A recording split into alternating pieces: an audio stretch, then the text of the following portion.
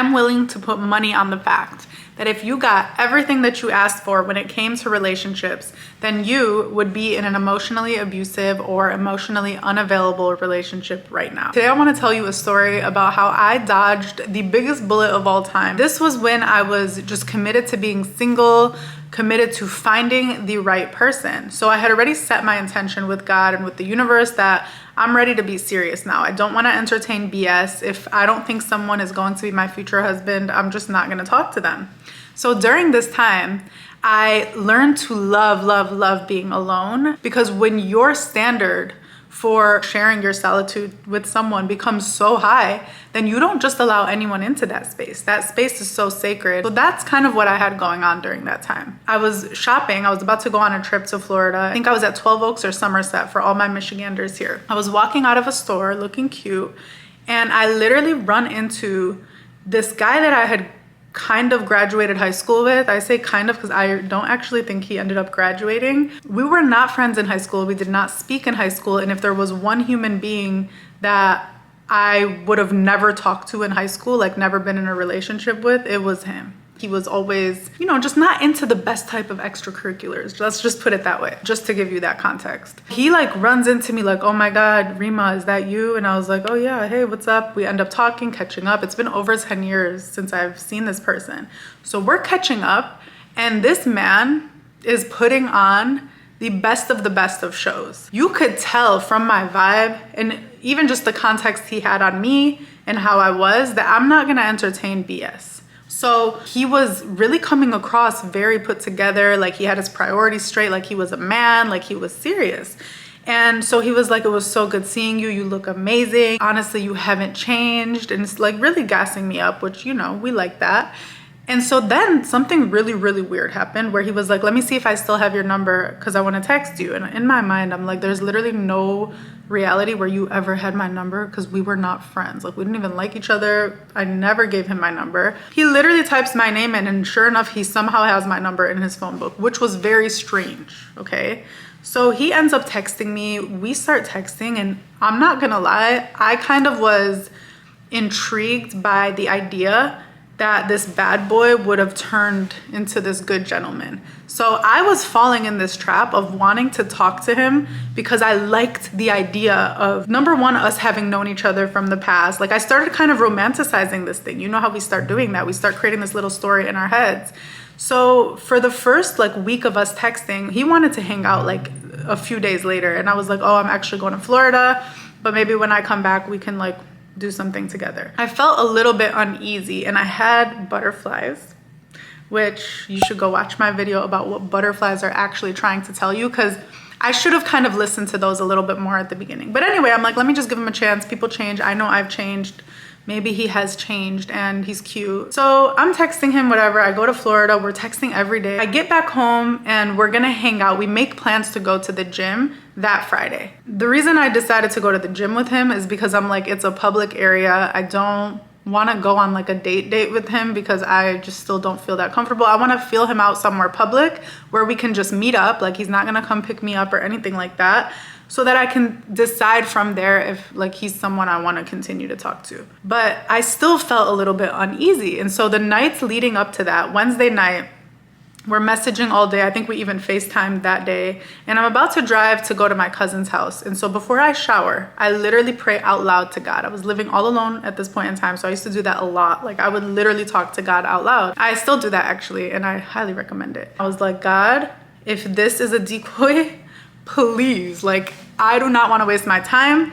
I'm feeling myself get tempted. I'm feeling myself have a crush on this person. Like, I do not want to be distracted though. So please send me a sign. Make it evidently clear. Or if you want, just literally remove this person from my life, better yet. Because I don't even trust myself to take heed to whatever sign you would give me. Just do whatever you need to do if this is not the right person for me. So anyway, finish my little shower, go to my cousin's house, hang out with my cousin, drive back home. It's like midnight.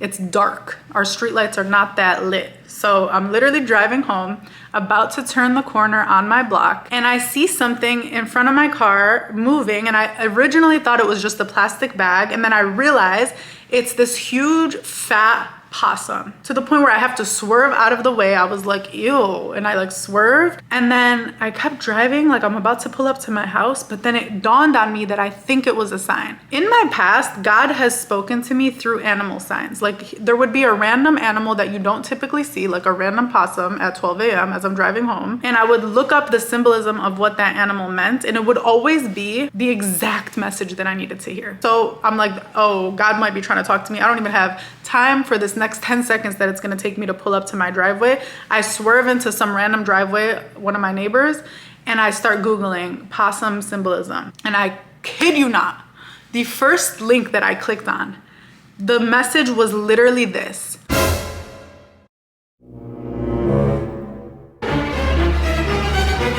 Someone manipulative, someone putting on a show. That was the vibe of it. And my mouth literally dropped because I'm like, I literally just asked God for a sign a couple hours ago. I have to swerve out of this possum's way. Like it's literally in my face. And I look it up and that's what it said. You would think that that was enough for me to text homeboy and be like, hey, can't hang out with you on Friday. I don't know, just not trying to go to the gym, whatever. But I didn't text him, okay? I didn't cancel the date. But I didn't text him either. So I'm like, I'm not really gonna message him. Let's just see what's happening. The next day, even though we had been texting every single day up until that point, he doesn't reach out and I don't reach out. Mind you, we're going on a fake date the day after that. So it was just a little bit strange that that was the first day that we wouldn't talk to each other. So I go the whole day just like, what is happening? And I was like a little bit weirded out. Like, why isn't he texting me? Like, is God literally removing him from my life? The next day we were supposed to meet up at this gym at 11 a.m. I wake up, he doesn't text me, I don't text him. I have not spoken to homeboy ever since. Like neither of us hit each other up before this date.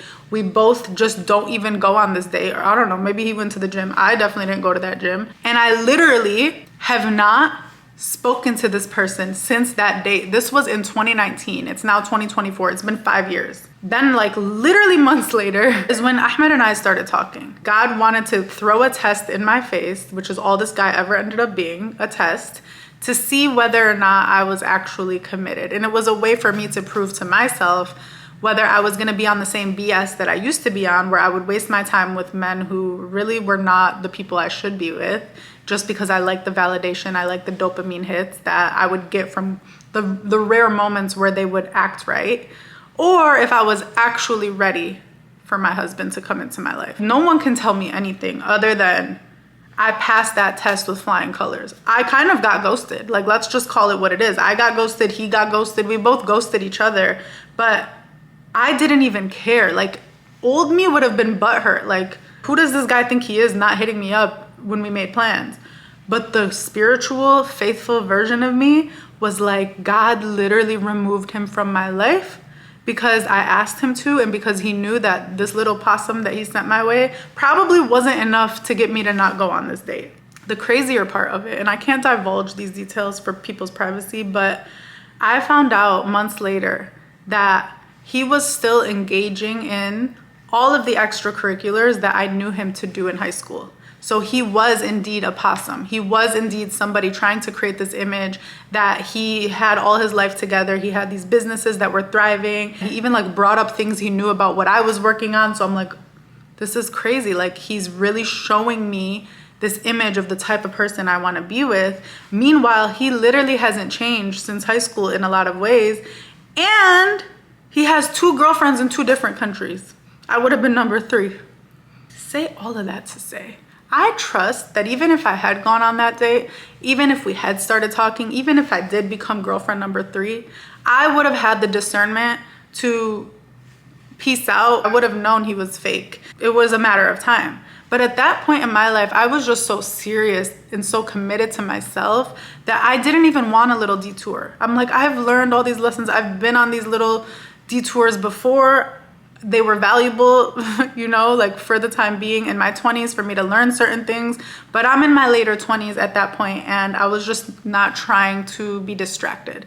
I would have rather been very alone than be distracted with somebody who was just going to teach me lessons in the form of heartbreaks and feeling not loved and feeling like they were emotionally unavailable. Like, I did not want that. So I really believe that I just passed that test with flying colors and saved myself from whatever BS was on the other end of that date. So much so that I was a match to who would be my forever person after that.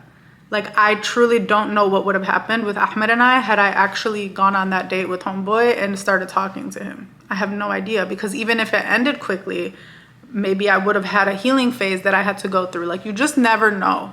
So understand that God is always trying to protect you.